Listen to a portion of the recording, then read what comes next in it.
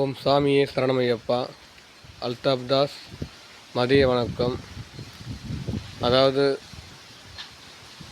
இந்த ஏபிஆர் நிறுவனத்தில் பாதிக்கப்பட்ட பல கோடி மக்களில் ஒரு ஆள் நான் மதுராந்தகம் மணிகண்டன். உங்களுக்கு நல்லாவே தெரியும். தொடர்ச்சியாக நாங்கள் உங்கள் நிறுவனத்தில் பாதிக்கப்பட்டு பொதுமக்களை பாதிக்கப்படுறோம். பொதுமக்கள் பணமும் எங்களோட பணத்தையும் நீங்களே கொடுத்தா நல்லாயிருக்கும். நாங்கள் தனியாக ஒரு அட்வொகேட்டை வச்சு அந்த அட்வொகேட்டு இடையில மக்கள் பணத்தையும் எங்கள் பணத்தையும் இடைத்தரகர் போல் மற்ற ஆட்கள் சாப்பிட்ற அளவுக்கு பண்ணாதீங்க தயவு செஞ்சு. நாங்கள் உங்களால் முழுமையாக பாதிக்கப்பட்டோன்னா எங்களோட கட்டின காசு வரையும் ஃபண்டில் கட்டின காசு வரையும் கொடுங்க. உங்கள் அப்பா உங்கள் அம்மா நீ உங்கள் மனைவி சம்பாரித்த காசு ₹1 எங்களுக்கு தேவையில்லை. நாங்கள் ஃபண்டுக்கு உங்கள் நிறுவனத்தில் ஃபண்டுக்கு கட்டின காசு அதேமாரி எங்ககிட்ட இருக்கிற பில்லு அட்டை எவிடன்ஸ் வச்சுக்கின்னு தான் நீ கொடுக்க போகிற. சும்மா ஒன்றையும் கொடுக்க போகிறதில்ல. இதில் இடைத்தரகர் பண்ணி அவங்களாம் பணத்தை கொடுக்கறதுக்கு வழி செய்யாத. ஏறுமணியே நாங்கள் எவ்வளோ காசு செலவு பண்ணியிருக்கோம். பொதுமக்களால் எவ்வளோ இன்பத்தையும் துன்பத்தையும் கஷ்டப்படுறோம்.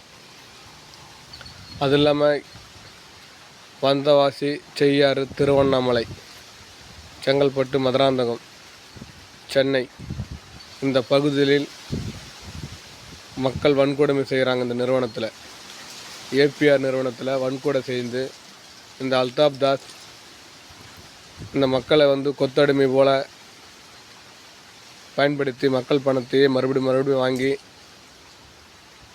தன் தண்டனைகளுக்கு தப்பிக்கிறதுக்கு அந்த தண்டனைக்கான செலவும் அதிகாரிகளுக்கு செலவுக்கும் மறுபடியும் அந்த மக்கள்கிட்டே பணத்தை வாங்கி மக்களை மோசம் செய்து இந்த ஏபிஆர் நிறுவனத்துக்கு உரிய தண்டனை யார் கொடுப்பது? அரசு அதிகாரிகளா? இல்லை நம்ம ஓட்டு போட்டு வர வச்ச முதலமைச்சரா? அதுக்கு இருக்கிற எம்பியா இல்லை எம்எல்ஏவா?